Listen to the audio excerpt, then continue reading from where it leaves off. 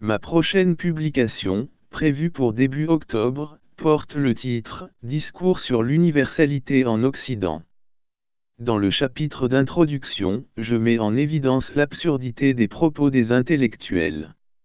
Ils insistent sur des universalités philosophiques et théoriques secondaires. Parallèlement, ils méprisent les universalités fondamentales qui concernent la vie de l'humain lui-même. On reconnaît là, parfaitement, les aberrations des penseurs et des philosophes qui parlent de tout, sauf des hommes et des femmes. Beaucoup reconnaîtront la pensée vaniteuse d'un Michel Onfray. Précédemment, je vous ai présenté les besoins universels vitaux.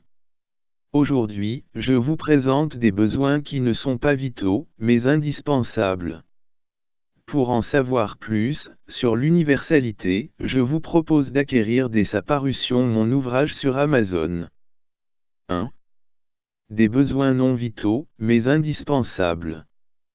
Parce que nous vivons en société, tout individu doit avoir accès à l'éducation, la scolarité, la vie en famille. Probablement, faut-il y ajouter d'autres éléments en fonction des cultures, des nations et des civilisations. 2. Des besoins non vitaux, mais recommandés. Dans cette catégorie on pourrait placer le droit à la dignité, au logement, au confort contre les intempéries telles que le froid et la chaleur. 3. Des besoins fluctuants et non nécessaires. Ici, il est question d'éléments variables en fonction des cultures et des pays. On pourrait citer le droit au travail, ainsi que celui à un revenu. Je vous ai fourni une liste agencée pour comprendre que l'universalité devrait commencer par la préservation de la vie humaine, en lui garantissant les besoins fondamentaux qui lui sont indissociables. Je voudrais rappeler que, dans les sociétés capitalistes, libérales et démocratiques, ce besoin de survie est fréquemment réduit à sa plus simple expression. C'est-à-dire, le minimum pour garantir à l'individu la survivance indispensable, pour accomplir les travaux qu'on lui impose. Et pour qu'il ne se révolte pas. Cette liste est forcément incomplète, mais elle permet au lecteur de comprendre le but de ma pensée. Certains pourraient élaborer leur propre point de vue en se basant sur les besoins vitaux que j'ai énumérés. Je continuerai mes propos sur l'universalité dans ma prochaine vidéo.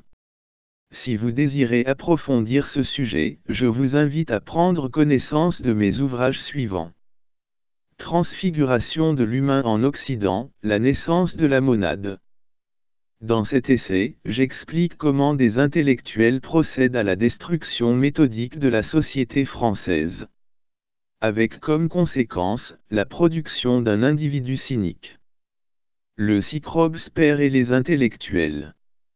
Le terme psychrobspère signifie « syndrome de croyance obsessionnelle persistante ». Dans mon essai, je démontre de manière simple, claire et didactique, comment les intellectuels transmettent leur angoisse aux populations. Mais, beaucoup plus que cela. Dans mon essai, La fabrique du choc des civilisations et des opinions, je montre comment l'élite dominante, de manière persévérante, arrive à manipuler la pensée populaire. L'ensemble de mes ouvrages est disponible sur Amazon à des prix défiant toute concurrence.